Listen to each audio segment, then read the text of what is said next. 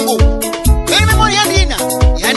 Allo bana poto botika mboka bokende moluka 10 ans, 20 ans, 30 ans, tala montre tala calendrier. Bar, bière, flat hotel, ba voiture de luxe, distraction. Mboka ezana posa ya ba investissement ya solo pona avenir ya bana Congo démocratique. Oui, ndakisa yango yo Mama Ek Bilonda, initiatrice ya ONG DHBL Graft africaine, a sali mobange na hôpital na Lukula na territoire ya Bas-Fleuve na province ya Congo central à 25 km ya ville ya Boma. Hôpital oyo kosunga bana nyonso ya Bas-Fleuve mingi bana ya Lukula po bazwaka ba soin oyo ya bien na ba condition lokola kaka na ba grande ville. Bambate hôpital oyo ezali moderne pe bien équipé biloko nyonso en direct ya Suisse. Wapi okokuta ba service lokola dentisterie, ophtalmologie, laboratoire, gynécologie obstétricale, wapi maternité à solo ezali na ba couveuse, service lokola radiologie, wapi scanner moderne ya mombamba ezali, médecine interne, wapi bloc opératoire ya kafu bien équipé et soigné. Côté corps médical kutu kolobate ba minganga qualifié ba spécialiste ezala ba permanent topé ba oyo secours. Nyonso oyo pona santé ya bana mboka Congo démocratique mingi ya bana Bas-Fleuve. Bongo pona ba malade oyo bazali mosika pe pona ba urgence Mama Ek Bilonda atiela bango ambulance kaka pro ekendaka kozwa bango. Pe lisusu asali ba centre mwa mosika totangi na Makanganzau à 45 km ya ville ya Boma pe na Sekediambu à 70 km ya ville ya Boma. Nyonso oyo na talo oyo elongo bani na poche ya population. Ah, bato lokola Mama Ek soki bakomi ata 10 na Congo démocratique, mboka il faut changer. Oui. C'est mon encore une fois, bonne année, depuis que moi janvier, moi et puis ça va miroir, hein, pour exemple moi il y a et puis ça va miroir, et puis ça va carnaval, et puis ça va idée comment est-ce que l'année 2008 qui s'est déroulée politiquement dans la République démocratique du Congo, depuis que notre Congo va très mal, donc le pays est malade, et le bas attaque Capitaine Moussem Malomiki. Mon Congo est malade, donc parce que le Congo est malade, à ce niveau congolais, pas d'éléments pour la déstabiliser la République démocratique du Congo, ils allaient pris en otage et pas à Bapaya. Congo ils allaient infiltrer, Congo ils allaient occuper, donc il est tout zonga. Pour la moi je suis désolé, tout ça pour la Koluka thérapeutique pour la déstabiliser le Congo démocratique. Tu as vu que récemment, ils ont le 30 décembre, Bakatoli Babimisa qui bande qu'on a balabala, on a un départ à M. Kabila. Ou à illégitime depuis le 19 décembre 2016. Après ça qui est opportunité, et ce qu'il y a 5 ans, tu as qui conseille pas la classe politique na biso que ba traiter ba négocier na dictateur tébotika et akenda za faire mandat. Bande comme ça avec notre chama ina vu non, tu peux ça chance. Crédit ba pesa qui a une année expiré, ndeko boy ko kende. Mais to fani na bande ko afili pour na zoka ba na plateau na ngai. Na lobo na mobile d'azali na maître, ou azali un des avocats. Il y a défense na bango pe na loboko na ngama sipe na simbomo na base ya film na zana bango problème makati marche le 21 janvier 2018 il y a mis balé arrestation il y a ndeko carbone ndeko Palmer na bandeko musu bazali na quartier général ya en dehors de ça comment est-ce que le film ezali organisé présentement vision na bango et puis bazo kansani pour na action na bango sur le terrain pour na mettre fin à pouvoir dictatorial de M. Kabila. Moi d'accord une fois na autorisé ça va dosta confiance. Moi na Saint Thomas confrère na ngai Saint Thomas Bukamona Buka Kukila de Bobeta hein Saint Thomas bino boyebinde beaucoup na naye comme d'habitude. Bokolanda pour l'évangile naye. Moi na ba fanatique dosta TV toujours à marcher toujours au sein na bino pour s'abonner massivement parce que awande vous aura la vraie vérité et l'information politique vous aura pour la République démocratique du Congo de son modèle. Voilà, bande ko kolanda biso to limite aux réaction na d'abord. Les lots toujours le balikambo ya bande ko na biso bazali na aner, les Palmer, les carbone na bande ko asusu. Yo attaque avocat. Na éviter est-ce que procédure azaki respecté, ton place bazali incarcéré. Na kati ya aner. Bazana ba condition malamu bino bozo zo occasion ya kutana bango ba famille ezo ko consulter bango topé bande ko justice ya République démocratique du Congo bazo ko Bon, réaction n'engage beaucoup plus à regret par rapport à la situation où ils ont traversé dans le cadre du mouvement Filimbi. En tout cas, dans Souka Yamboula, en 2017, je vous signale que non, le mouvement Filimbi a fait l'objet de plusieurs arrestations arbitraires pour toujours continuer à fustiger ici. Alors, je vous rappelle que l'arrestation à Liboso est remontée dans la date du 23 décembre, où il y a beaucoup plus de Copalmer, où il y a niveau de victoire, juste trois acquis dans la possession. Il y a charte, il y a mouvement, et puis il y a quelques signes tels que fiches d'adhésion et consorts. Alors, on a mené directement au niveau de l'antenne, il y a des miates, où il y a une enceinte, il y a mouvement, il y a une enceinte, il y a la commune de Kalamu. Il était entendu, après audition à OPJ, pour comprendre que l'eau qui a pour transférer directement au niveau de la dernière. Et depuis lors, on n'a pas l'accès en tant qu'avocat, alors que l'organisation et compétences judiciaires, il y a droit positif congolais, ils ont permettre Moutounio à l'assister et puis à aviser dans le Koyo, pas poursuivre en donc deuxième arrestation est intervenue le 30 conformément à l'appel à Balaïk pour Basenga qui va dans Congo Nyoso, ba téléma, ba bimalibanda, ba marché pour l'application effective il y a encore il y a 16 Sylvestre.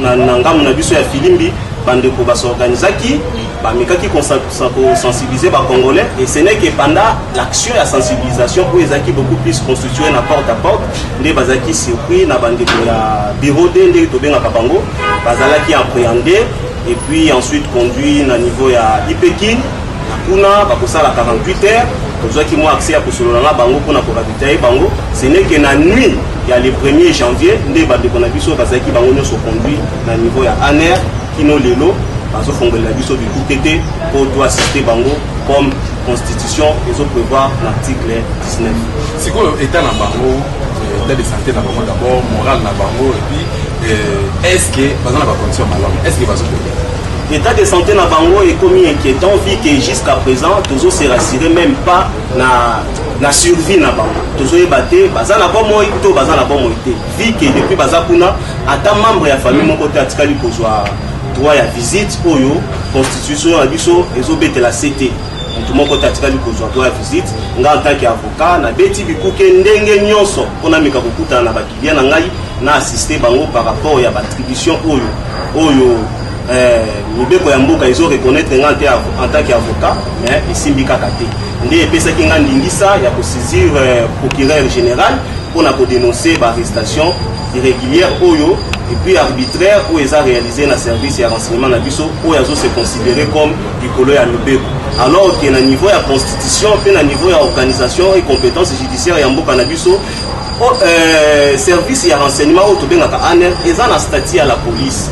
Statut à la police, c'est-à-dire, na niveau naye azali na droit ya kokanga mutu pour na enquête ya 48 heures. En dehors 48 heures wana aza na obligation ya kozongisa makambo nyonso na niveau ya parquet pour parquet nde aza organe habilité pour na statuer sur les infractions mission oyo mibeko zo reconnaître ye ya koluka ba infraction ya kokanga bakolo nango pe ko déférer bango na l'état ce qui aza na ba preuve. Mais tout ça désolé à comment on a l'air pour quand on a 2 semaines sans assistance sans routine d'abord on a parqué ndenge mibe que zo senga ndenge inquiétude na biso. Voilà maître mais to lana ki ministre ya information to pe protocole ya gouvernement moi na moka Lambert Mende et national. Il y a le biké bino Filimbi na ba mouvement citoyen ozo ko inciter population à elle. En dehors de ça ozo ko trouver ordre public. Na éviter aux avocats. Est-ce que vous défendez le client même dans en tout cas, chef d'accusation, il y a incitation à la révolte, il y a un outrage à la personne du chef de l'État et il y a un fondement juridique de mon côté dans ma campagne dans le mouvement Filimbi. Message au mouvement Filimbi est véhiculé qui pendant la sensibilisation à Bango, il y a un message de conscientisation, il y a un message pour encourager les Mboka à participer, pas à la marche où ils ont appelé par les évêques na Tinaete. Accord oyo bazo mona ke ezalaki dérouté et meka kozonga na nzela pour kinye ezala na mboka eza message pacifique ezaki message mon côté pour ezo sala très na ba chef d'accusation wana voilà tout évolue mon qui mettre de garder on nous par rapport il y a mouvement Filimbi na éviter présentement l'acteur sur le terrain vraiment c'est présenté dans le ouais na comme on a Serge Mayamba nous sommes militants très engagés et je fais partie vraiment de la personne au mouvement national et surtout sur le plan régional il y a qui voilà baction sur le terrain Philippe Bozali organiser ndenge basi ba lever ba ndeko mususu bazali na demia ba mususu bazana année na yebite bolembi sur le terrain bozoka disanini bozala nini tout ça voilà ba ndeko esengeli ba mouvement Philippe à soi c'est un mouvement citoyen non violent pacifique et non partisan. Doménaka action de terrain, action la vie sur la non violente. Par rapport maintenant à votre question, là mes canaux pour compléter maître Mouké, ce n'est pas seulement la ville à Kinshasa qui est manifestation. Nous avons aussi sous la ville à Kindu où nous avons notre militant Roger Mounima Likatanga. Et à Lelo, la prison centrale à Kindu, on l'acquise toujours de ces mêmes faits. Et c'est un peu ça. Par rapport aux actions maintenant, Bisso Filimbi, comme je l'ai dit tantôt, de l'action citoyenne, des terrains. Premièrement, sur le plan des sensibilisations, nous continuons à sensibiliser à travers les réseaux sociaux en demandant la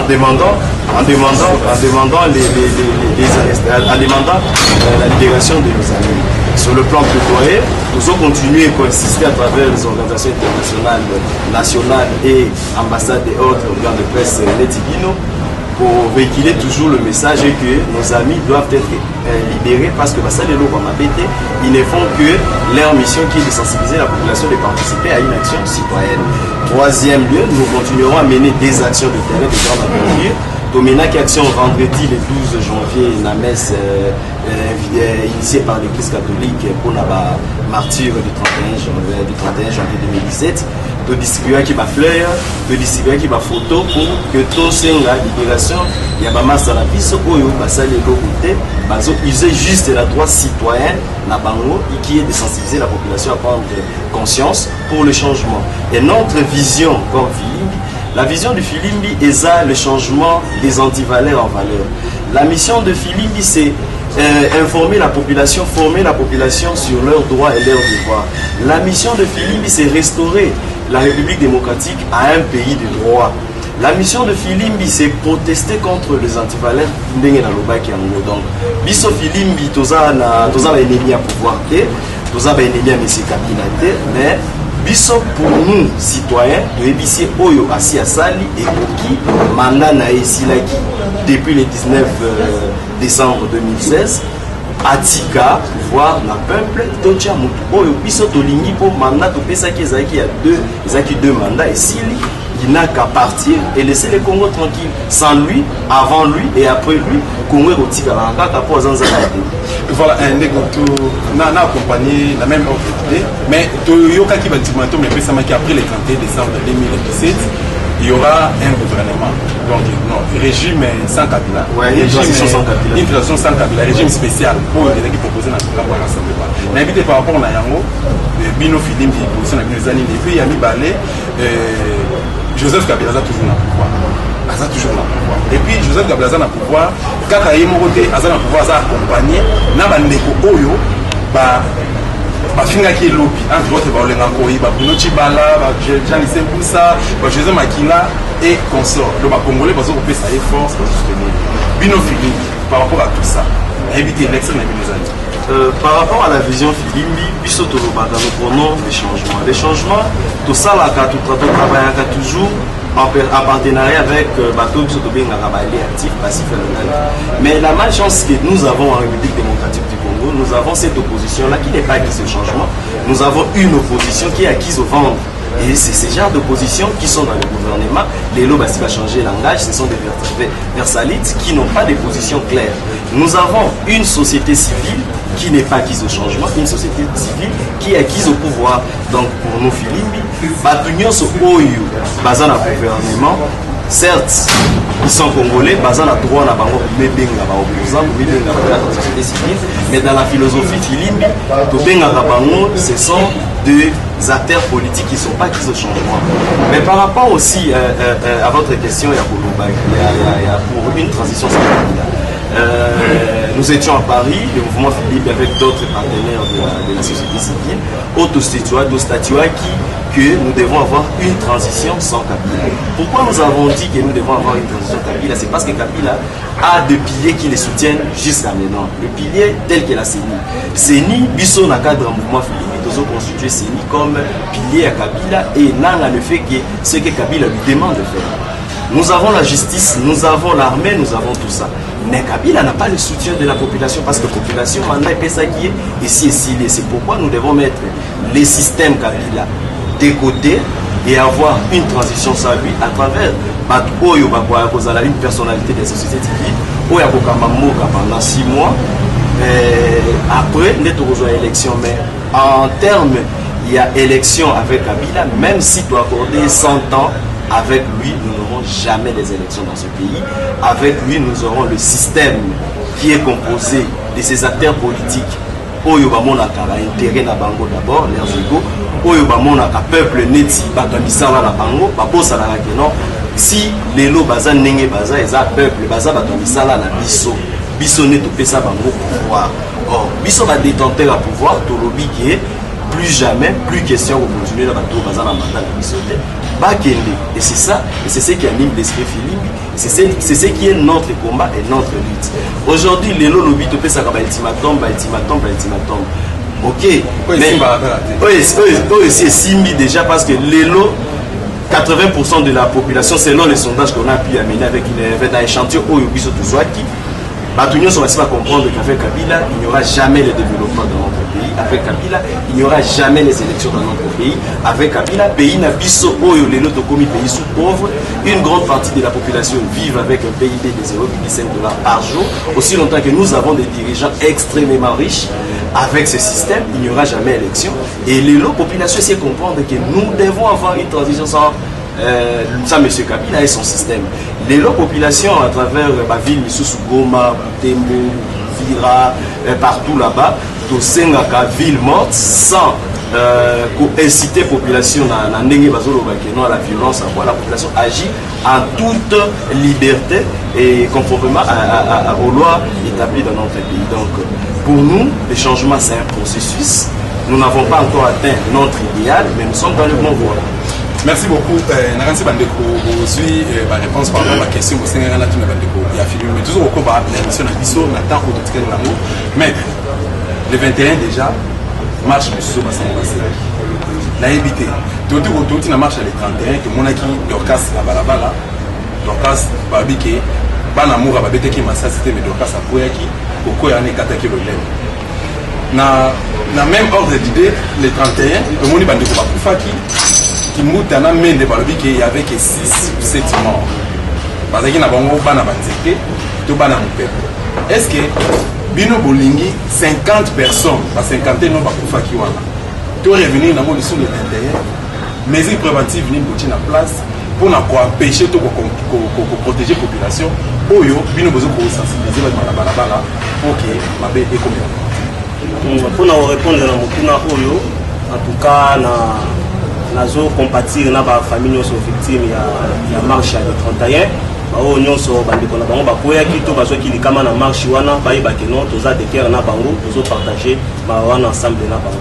Alors par rapport à ba mesures préventives oyo biso en tant que mouvement citoyen Philippe tokoki kotia en place pour préconiser ou soit pour prévenir ba malheur wana. Nous disons que non, ce pays nous appartient à tous. Biso toza ba étranger te, toza mouvement insurrectionnel te, toza libé ba kuluna te, nous sommes un groupe de pression ndenge constitution ezo reconnaître biso, toza ba citoyen mboka, toza pe na devoir, toza pe na ba obligation en tant que ba citoyen. Alors, nazomona te pourquoi à chaque fois que tu annoncer marche, à chaque fois structure moko boye et qu'on annoncer marche, il faudrait que gouvernement ou régime actuel est déployé un dispositif militaire rebellé pour nous intimider ou soit pour tirer sur la population. Et zali ba faute moko très lourde pour bazo commettre oyo toujours rassurer bango que tôt ou tard ba vous allez obligé à répondre na ba acte na bango car malédiction to réaction et koki koya même ti na 4e génération ceux qui bango ba fouti en moté ba bana na bango ba ko répondre na population en tout cas na niveau na biso toza na garder pour mon côté auto koki otie la population to yebi que nombo kana biso za régime na constitution devoir ou possibilité pour marcher et ça reconnu na kati ya constitution les opesa pouvoir na mutu nyonso to na groupe moko boye oyo bamoni ke non eloko moko ezosama na mboka ezosepesa bango te constitution epesi bango makasi wana ya kobima mpe koloba ke non voilà par rapport à oyo biso toza d'accord te en tout cas assurance oyo tokoki kopesa na population ezalaka ke non le Congo nous appartient à tous koboma intimide biso te baarrestation ezo intimide biso te le 21 janvier oyo biso nyonso tobima to continuer baction na biso ya terrain pour stopper monguna et puis tozosenga application effective ya accord ya Saint-Sylvestre pour mboka na biso et se rétablir voilà tous ndeko moi ça na sima ba ndeko mususu baza na balabala ndeko mususu baza n'importe quoi ndeko mususu baza pe na makanisa malamu mais bazo banga mais parmi bandeko ya Filimbi baza pe na basi entre autres ndeko ya représenter bandeko ya basi na kati ya limbo ya Filimbi bo pesa mbote pe o se présenter et na bandeko nyonso nga naza Audrey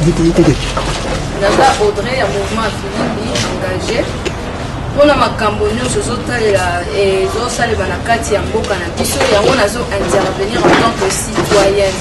Mouvement Filimbi ezomene baaction pour un résultat et non pour des arrestations et non pour ya kosala bitumba na kati ya mboka mais pona kobongisa mboka tokende liboso pour que mboka ezala na kimia pour que mutu na mutu azala na place na ye mikolo eza neti policier azobanga abima na teni na ye parce que yebi peut-être ba civil ba kolanda ye to pe kuluna akolanda ye kuluna pe azobanga que non nazokende boy makambo nyonso ba kuluna wana po esila il faut que bato moko bazala wana pour relever ces droits là neti bana mike bazobanga kobima bamama bapapa bazobanga kobima donc mboka ekomi na kobanga mutu nyonso na chauffeur na policier oyo akambaka ba citoyen bango nyonso bazobanga ekomi donc na moment oyo biso nyonso tokomi kobanga mais pour savoir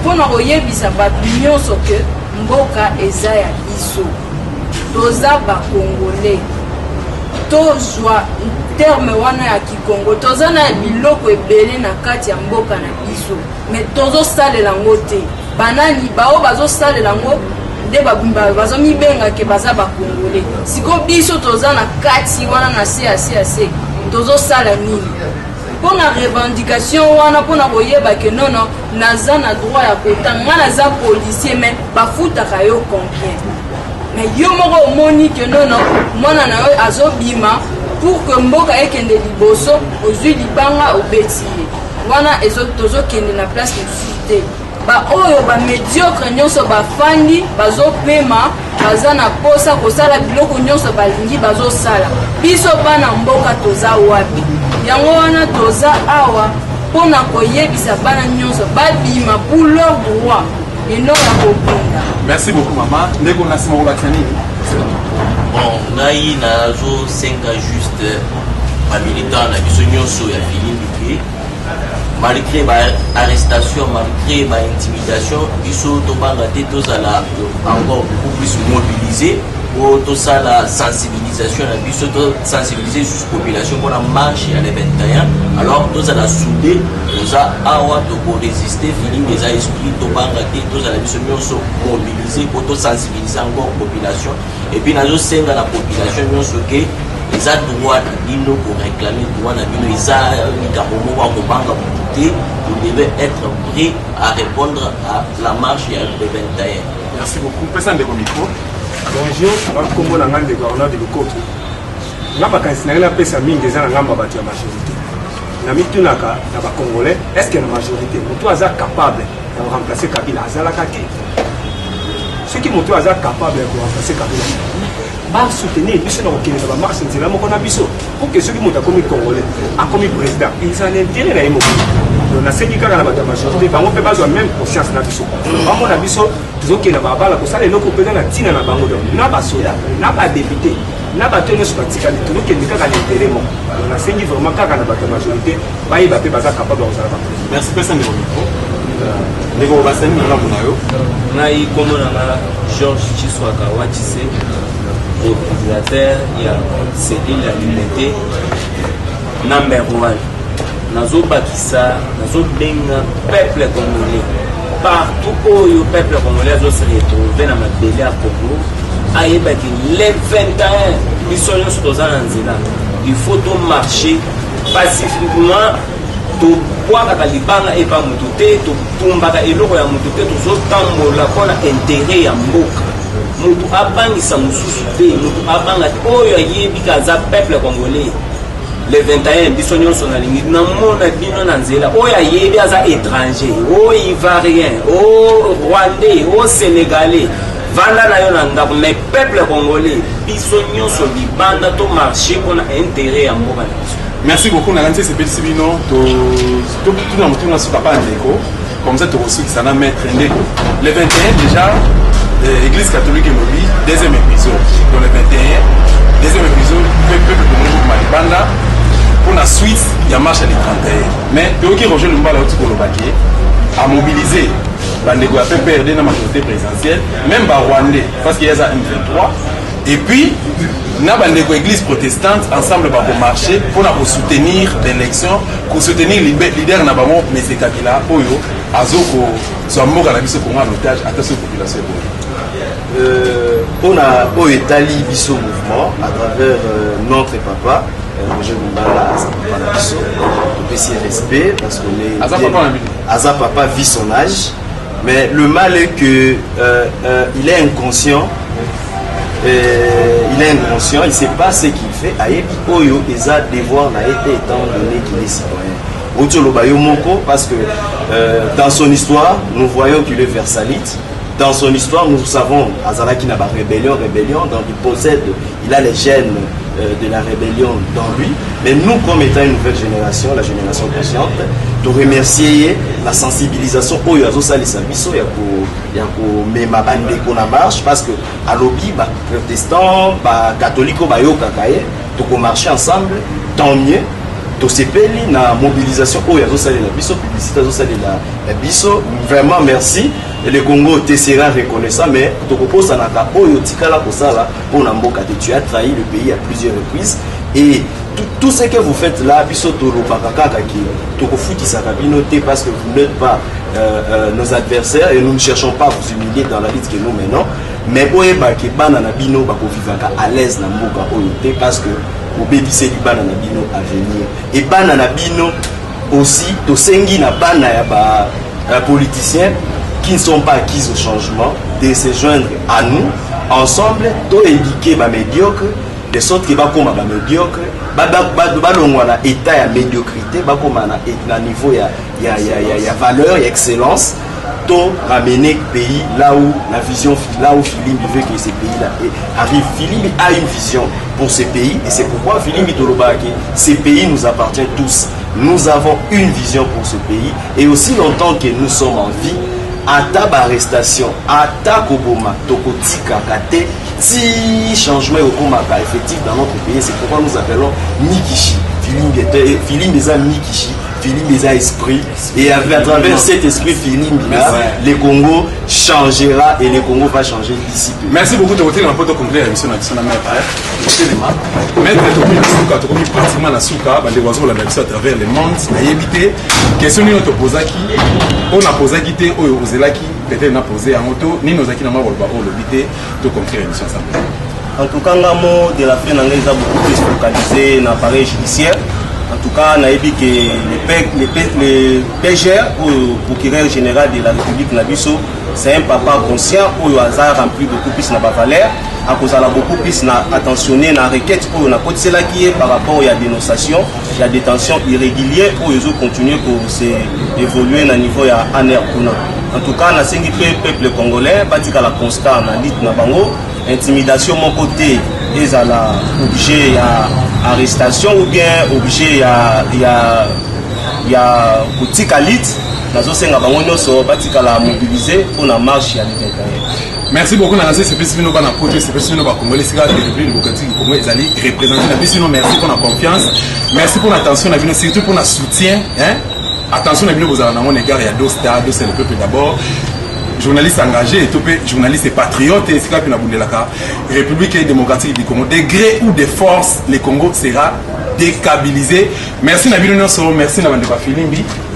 Courage na Palmer, courage na Carbone, courage de Bandeko, Bazali na Bandeko, Bandeko Bazana, oh Nyonso, Bazali na Aner, na Makala, Bazana Ndolo partout, Bakino, Soula Mouka, Obima, pour soutenir Dorcas Makaya, courage na famille, courage de Bandeko, Noso Batiki Mokili, merci, bye bye.